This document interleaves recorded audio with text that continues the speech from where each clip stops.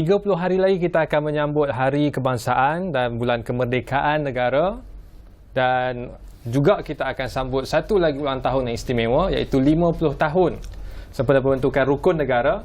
Dan pada malam ini kita akan bincangkan tentang satu topik yang akan mencetuskan perhatian kita kepada Hari Kebangsaan tersebut, iaitu kita akan bicarakan tentang negaraku, tanah airku, bicarakan sedikit sebanyak tentang rukun negara, sejauh mana kefahaman kita dan sejauh mana penghayatan kita, sama ada prinsip-prinsip dan norma kehidupan itu masih lagi dihayati ataupun sudah dilupakan, khususnya kalangan belia. Dan bersama dengan saya di studio dan juga akan bersama juga di atas talian, dalam talian Skype, di kanan saya saudara Tuan Chew Sebun yang merupakan ahli jawatankuasa jemputan Malaysian Chinese Association MCA Kebangsaan dan pengurusi jawatankuasa perhubungan MCA Negeri Terengganu. Boleh kecek Ganu, pasti kita kecek Ganu sama deh. Seterusnya kita ada Tuan Bira Bichandran yang merupakan Setiausaha Agung Majlis Belia Hindu Malaysia dan juga merupakan tokoh Belia Negara 2019. Dan sebentar lagi kita akan bersama dengan Tuan Azlan Abu Bakar, pengurusi Gerakan Untuk Malaysia. Tapi sebelum itu, Tuan Chew, kita terus pada soalan pertama lah. Boleh kan? Tak apa, boleh. Bersedia? Boleh. So, untuk awal ini kita bicara soal kemerdekaan, soal rukun negara. Dia punya aspirasi dan cita-cita itu jelas, iaitu membentuk perpaduan. Tetapi soal perpaduan ni dia ada chemistry dan juga falsafah-falsafahnya kan. Ada dua kaedah, sama ada asimilasi seperti mana dibuat negeri jiran ataupun integrasi. Nampak gaya yang soal integrasi tu nampak macam orang tak respect ya. Kena pakai asimilasi ke? Pandangan saya, kita perlu mempertahankan, sebab kita daripada semenjak kemerdekaan tahun 1957 sampai sekarang, negara kita memainkan proses integrasi. Negara kita hidup dalam keadaan aman dan damai walaupun ada berbagai kaum Melayu, Cina dan India. Kita dapat bersatu. Kita perlu mempertahankan ini dalam bawah jaminan Perlembagaan Malaysia. Ini amat penting untuk kita semua. Kalau kita nampak, ada juga orang Melayu boleh cakap bahasa Cina. Ada juga orang India boleh cakap bahasa Cina, ataupun orang Melayu boleh orang Cina boleh cakap bahasa Melayu dengan baik. Betul. Dan semua rakyat Malaysia pun boleh cakap bahasa Melayu dengan baik. So generasi muda terutamanya kita perlu mempertahankan keunikan ini yang telah disemai daripada sejak dahulu lagi. Kalau saya katakan bahawa itu merupakan pandangan 20 tahun lepas, yang bukan realiti yang ada hari ini, boleh tak rasa seperti mana yang Tuan Chew sebut tadi? Tetapi kalau kita tukar tiba-tiba, rakyat susah nak terima. Sebab dalam keadaan ini kita nampak setiap keunikan, contoh ada kelebihan masing-masing telah disemai daripada sejak kecil lagi. Kalau kita tukar, mungkin cara kehidupan mereka akan bertukar dalam sekelip mata. Mungkin mereka tidak dapat merasai, mungkin stres lah. Ada banyak lagi tu nak dibincangkan, tapi kita berikan soalan sulung kepada Tuan Ravi kita. Kalau soalan pertama ini menarik ya, iaitu soal rukun negara. Awal itu kepercayaan kepada Tuhan, kita tahu soal perlembagaan kita, tapi sebagai seorang pimpinan Setiausaha Agung Majlis Belia Hindu Malaysia, mungkin ada perspektif tersendiri untuk memahamkan belia kita tentang prinsip pertama rukun negara tu. Terima kasih kepada Bernama kerana atas sudi menjemput kita dalam segmen Darah Muda ni. Kalau kita tengok dalam segmen rukun negara kita pun, kepercayaan kepada Tuhan itu adalah satu proses di mana apabila kita lahir, ibu bapa kita mengajar kita sejak kita daripada kecil, sebelum pergi ke bangku sekolah. Didikan agama itu telah bermula di rumah. Jadi pegangan didikan agama itu bermula daripada rumah sehinggalah kita mencapai dewasa, di mana pegangan agama itu akan sentiasa bersama kita. Bagaimana kepercayaan pada agama itu boleh membantu perpaduan negara? Dan kat situlah bermulanya. Apabila berlakunya kita pemahaman kita terhadap agama masing-masing, itu akan membentukkan, menjadikan kita sebuah jati diri lebih kuat. Dan kita, apabila kita memahami agama kita sendiri, kita cenderung untuk memahami agama lain. Di sana membentuknya satu perpaduan lebih erat, di mana negara kita ni kita lihat selepas pasca kemerdekaan 1957, kita lihat bagaimana masyarakat yang terbentuk itu memahami antara satu sama lain. Kenapa? Kepercayaan kepada Tuhan itu merupakan asas kepada pembentukan perpaduan itu. Masyarakat memahami satu sama lain itu macam persepsi sungguh. Okey. Benar. Kalau kita katakan persepsi itu mungkin di social media. Saya tidak nafikan anak-anak muda pada hari ini ada di atas segelintir daripada mereka menggunakan social media itu sebagai satu platform. Ada di antara mereka menyemai bentuk-bentuk benih-benih bagi menyemai percintaan terhadap perpaduan. Ada segelintir yang kecil, yang anai-anai, yang mula berjinak-jinak, mula untuk merobohkan tiang perpaduan itu yang saya tidak nafikan ada juga. Tapi kita boleh racunkan mereka, jangan risau. Boleh racunkan mereka tu. Boleh racunkan. Sebut soal sosial media itu sangat menarik sebab itulah soal definisi belia hari ini hidup dengan sosial media. Tapi kita akan bincangkan lebih lanjut. Sebelum itu kita dengarkan dulu pandangan daripada tetamu di dalam talian kita, Tuan Azlan Abu Bakar, yang sebut tentang soal integrasinya, soal dibesarkan dengan fahaman agama yang menyatukan negara kita. Nampak itu jelas, tapi soal orang Melayu ni, kalau saya boleh memulakan dengan soal yang nakal, orang Melayu yang suruh main isu keperkauman ni. Apa pandangan Tuan Azlan? Baiklah, terima kasih kepada saudara Irfan selaku kita punya moderator dan juga sahabat saya Mr. Chew dan juga Mr. Avi. Saya bersetuju dengan pandangan daripada Mr. Chew terutamanya dan juga Mr. Avi, yang mana kita lihat kejayaan kita pada hari ini sudah tentu lahirnya daripada kesepakatan yang sebelum ini. Hari ini apa yang saya nak menjawab daripada kita punya moderator Encik Irfan. Kalaulah dikatakan Melayu itu adalah punca ataupun adalah yang suka memainkan isu-isu perkauman, bagi pandangan saya ini adalah permainan yang direka-reka oleh mereka yang tidak bertanggungjawab. Sebab apa? Hari ini kita bercakap soal kontrak sosial, yang mana dengan adanya kontrak sosial pada ketika dahulu untuk membentuk Malaysia, dalam perlembagaan itu sendiri mengatakan bahawa perkara-perkara yang ditetapkan untuk melindungi keistimewaan orang Melayu itu tidak akan sesekali dipergunakan ataupun tidak akan sesekali disalahgunakan bagi orang kata apa, membentuk satu perlembagaan dan juga kemakmuran yang kita rasai pada hari ini. Jadi hari ini apa yang kita tengok? Ya. Jadi hari sebut ini tentang soal kontrak sosial tu, saya minta maaf ya. Sebut tentang soal kontrak sosial itu antara belia ya. Saya tidak ada angkanya, tapi yang saya ada di tangan saya ialah beberapa petikan, tweet dan juga posting di kalangan belia yang menganggap bahawa kontrak sosial itu sebagai satu yang idealis. Ia tidak menggambarkan semangat sebagai sebuah negara yang berbilang kaum, seolah-olah mempertahankan hanya sebelah pihak. Ini saya minta supaya Tuan Azlan pertahankan. Dan saya cuma bangkitkan persoalan. Mungkin boleh komen? Ya, betul. Jadi itulah sebab Irfan, apa yang kita perlu sedar dan kita perlu terapkan kembali kepada generasi-generasi hari ini, anak-anak muda terutamanya, bahawa kejayaan kontrak sosial itulah yang menjadikan kita hari ini merasai Malaysia yang kita boleh hidup dalam keadaan aman dalam pelbagai kaum, pelbagai agama. Sebab apa? Sebab kesepakatan dan juga pemuafakatan pelbagai kaum pada ketika dahulu dalam membentuk hala tuju kita sehingga apa yang kita capai hari ini. Sebab itu saya katakan tadi bahawa kontrak sosial ini dah terbukti berjaya. Dan cuma kita anak muda perlu fahami, dan yang tak tahu kita perlu hayati mana hala tuju kita nak bawa selepas ini. Kerana apa? Ini adalah masa kita. Menghayati itu satu isu yang sangat besar ya, bagaimana nak melaksanakan. Tapi mungkin Tuan Chu boleh kongsikan tentang pandangan Tuan Azlan tadi tentang soal kontrak sosial menyatukan berjaya atau terbukti berjaya. Betul ke terbukti berjaya? Menghayati ni kita perlu disemai lah. Tadi saya cakap kita dari sekolah rendah, sekolah menengah, universiti, ada kawan-kawan Melayu, Cina dan India. Kita bergaul bersama.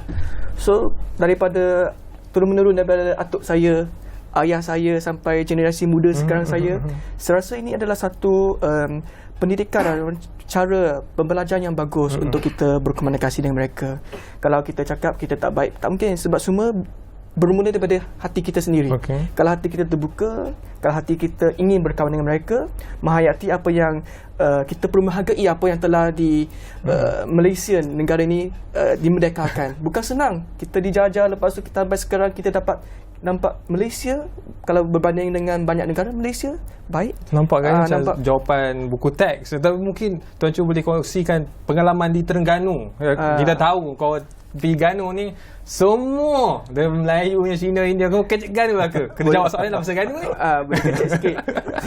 Sebab mak saya dulu di restoran, di buka restoran. So masa kecil kita mungkin populasi di Terengganu orang Melayu 90 lebih peratus, orang Cina mungkin di Terengganu sikit 2.3 percentage. So kalau kita keluar rumah, depan rumah kan kita nampak kawan Melayu, Tapi pun jiran dia orang Cina. So kita boleh bercakap dengan mereka, mudah bergaul dengan mereka sebab jiran dekat. Kalau kita nampak di Kuala Lumpur, kalau kita duduk kena kondominium kan, kita keluar rumah tak nampak semua orang kerja. Terengganu lebih more to relax more dan boleh bergaul dengan secara mendalam lagi dalam. Dan apa formula Terengganu yang boleh kita aplikasikan di negeri-negeri lain? Saya rasa sebab kemungkinan ini keunikan orang Terengganu, keunikan orang Pantai Timur sebab kita disemai daripada kecil lagi. Tuan Choo kata orang Ganu boleh. Orang Negeri Sembilan je orang Negeri Sembilan. Saya orang anak negeri Nogori cakap. Kamu orang ni. Saya rasa keunikan tu ada di mana-mana sahaja. Saya dapat lihat bukan sahaja di Terengganu, malah di seluruh negara. Cumanya mungkin kita lihat di Pantai Timur ni mungkin bilangan masyarakat Melayunya lebih ramai dekat sana. Jadi kadar toleransinya lebih tinggi. Seperti di bandar-bandar besar seperti Kuala Lumpur dan sebagainya, kita kita seimbang kadar bilangan kaumnya di sebuah bandar yang besar. Jadi kalau kita lihat di semua negeri pun aman dan harmoni. Datanglah ke Negeri Sembilan, jangan lupa. Aman damai saya dengan kawan-kawan seronok. Tak kisahlah bangsa apa pun, duk minum kopi kat kedai, okey.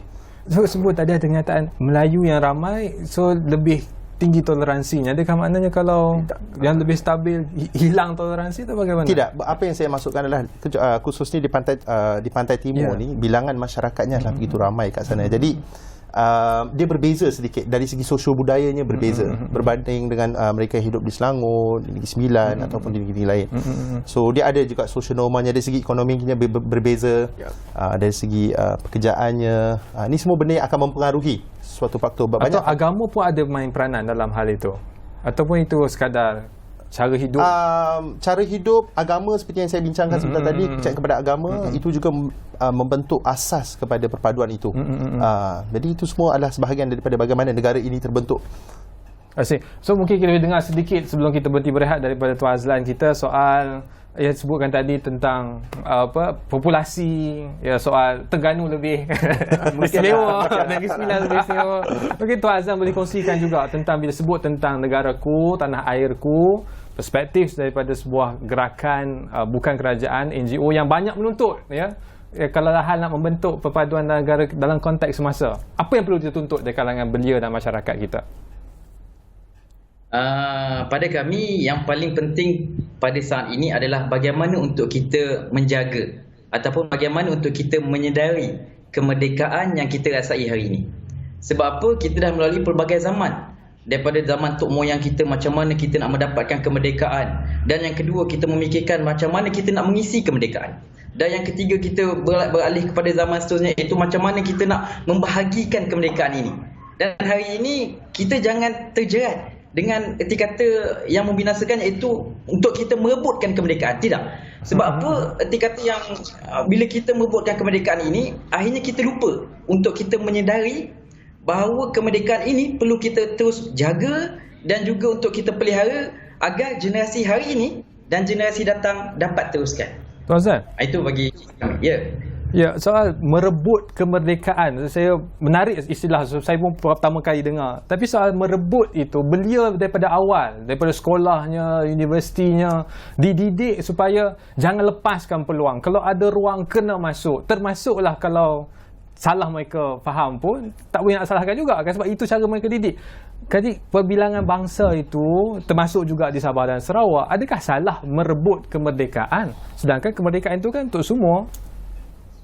Ya, itu kita katakan tadi, disebabkan bila kita dah melalui beberapa peredaran zaman, sejak daripada mula yang kita kongsikan tadi, macam mana kita dapatkan kemerdekaan, macam mana kita nak isi kemerdekaan, macam mana kita nak membahagikan kemerdekaan. Pada saat yang kita lihat hari ini, sebelum ini dan hari ini, boleh dikatakan berlaku lahirnya perkataan perebutan kuasa atau perebutan kemerdekaan ini adalah bila mana wujudnya mereka-mereka yang tidak bertanggungjawab, yang mempergunakan anak-anak muda, ideologi anak muda bagi mengheret. Sebagai contoh tadi, dalam pelbagai isu seperti perkauman, isu hak sama rata dan sebagainya. Jadi kita tak boleh untuk terus meletakkan, maksud saya tadi, perebutan kemerdekaan ini bila perkara yang menjadi kepentingan bagi seseorang yang tidak bertanggungjawab itu digunakan kepada anak muda supaya melihat bahawa mereka ini antara yang dah dipergunakan, antara yang mereka yang dah tak lihat, yang dah orang kata apa, dah terperangkap dengan apa, kita katakan terperangkap dengan semangat yang tak sepatutnya ada di kalangan anak muda. Sebab itu saya katakan tadi, hari ini yang paling penting untuk anak muda adalah zaman yang kita kena mulakan sendiri, iaitu kesedaran kemerdekaan. Kita kena mulakan semangat ini sendiri.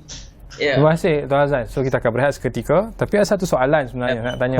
Yang akan kita kupas lepas ni, soal buku Rebirth yang tentang jatah negara itu kan. Saya lihat itu seolah-olah satira politik seni yang sudah hilang. Tapi kita akan discuss dan kita bincangkan lebih lanjut tentang perkara itu kembali selepas ini, semuanya di Darah Muda.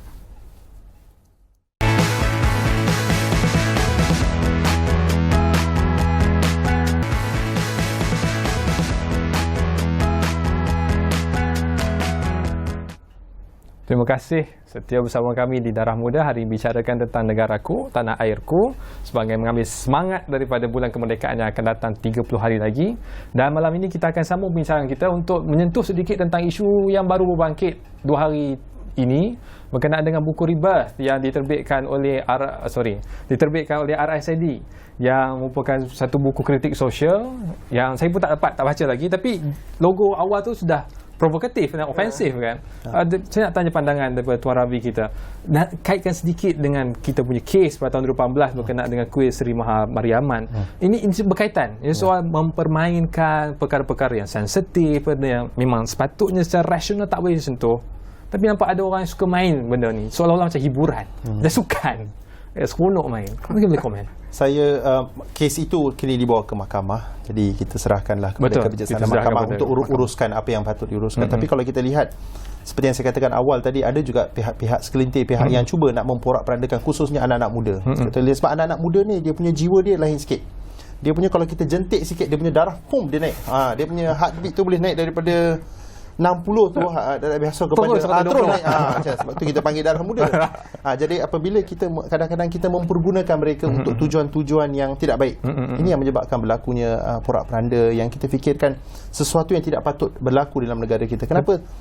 Saya biasa keluar negara. Saya biasa mengunjungi negara kita ni, selalu diangkat sebagai sebuah model di kalangan banyak negara di dunia. Sebut saja Malaysia, ada je cerita nak diceritakan pasal bagaimana majmuknya masyarakat, bagaimana you all hidup aman harmoni. Ini kita lihat di negara luar. Kadang-kadang di negara kita sendiri kita tak nampak depan mata kita. Sebab apa? Mungkin kita tak menghayati apa yang ada dalam negara. So kena keluar keluar negara. Kalau ada peluang boleh keluar.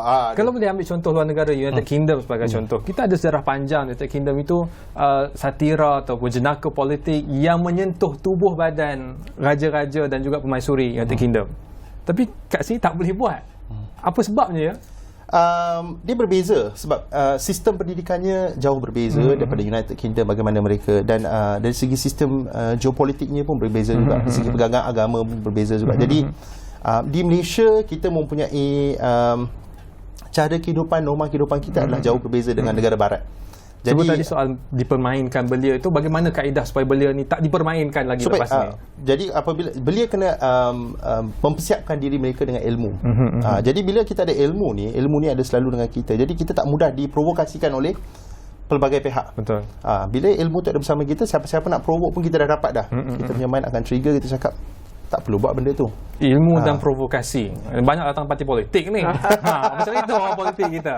Daripada MCA sendiri, apa usaha yang telah digiatkan untuk pastikan kita betul-betul berpadu? Okey. Walaupun MCA merupakan parti kaum Cina, tetapi semenjak kemerdekaan kita berkhidmat ataupun bekerja membantu rakyat Malaysia tanpa mengira kaum, tak kira lah dia Melayu, India ataupun Cina. Kerana semua rakyat Malaysia ialah kawan kita. Betul. Kalau kita nak spesifikkan dia, orang Melayu kita tak tolong, orang India kita tak boleh, sebab mereka semua kawan-kawan kita semua. So ini adalah generasi daripada dulu lagi kita turun menurun sampai sekarang MCA, walaupun mungkin dia parti kaum Cina, tapi kita buat untuk semua orang, bantu semua orang, tak kisah kalau ada warga Malaysia ada masalah kita tolong. Itu apa yang MCA buat sekarang? Ataupun ada spesifik program? Ya, kita buat kebanyakan program. Sebab setiap macam bahagian saya orang Melayu banyak, kita buat program. I see. Kita mengunjungi rumah mereka, kita buat yang program yang boleh semua orang diterima.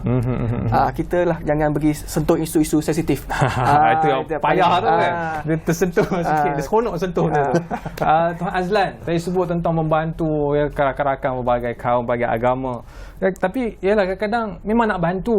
Dia nak mewujudkan perbincangan intelektual yang matang dalam kalangan belia di media sosial, tapi kadang bila terkeluar tu tak seperti yang diniatkan. Patutnya nak keluar, nak sebut benda baik, tapi cara penerimaan tu jadi salah.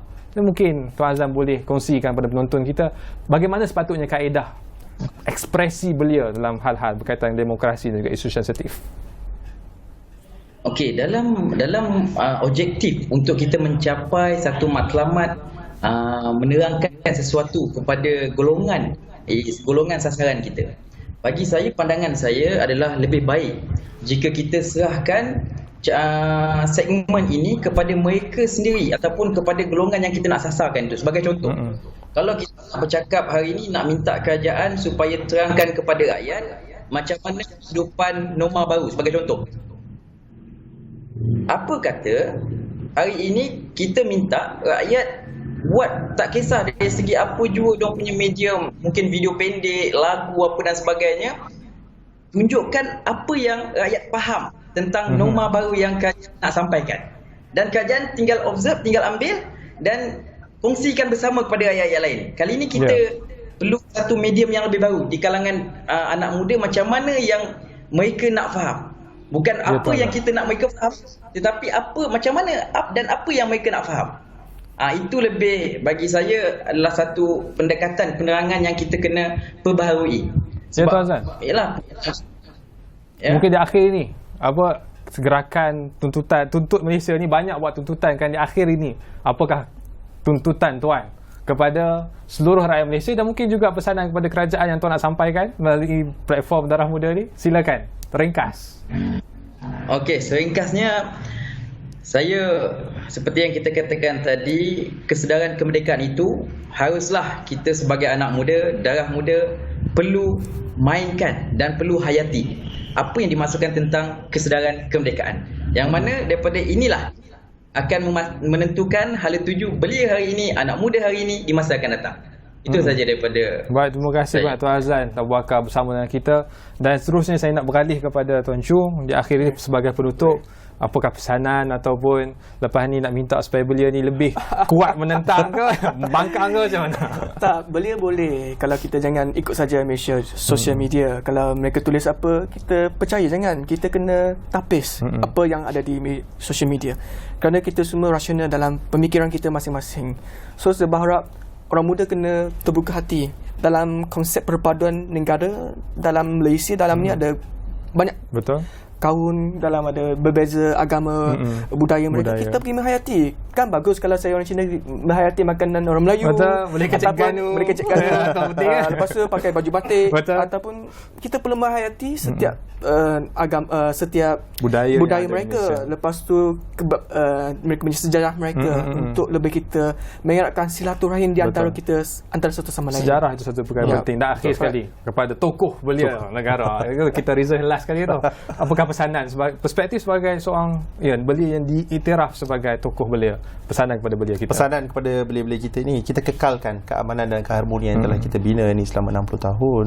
Perpaduan itu yang kita ada pada hari ini, kita generasi muda kita kena bawa jauh lebih ke hadapan. Sebab negara ini bergantung kepada generasi yang muda ada. Masa depan negara ini bergantung pada anak-anak muda pada hari ini. Kita lihat bagaimana konteks anak muda pada hari ini.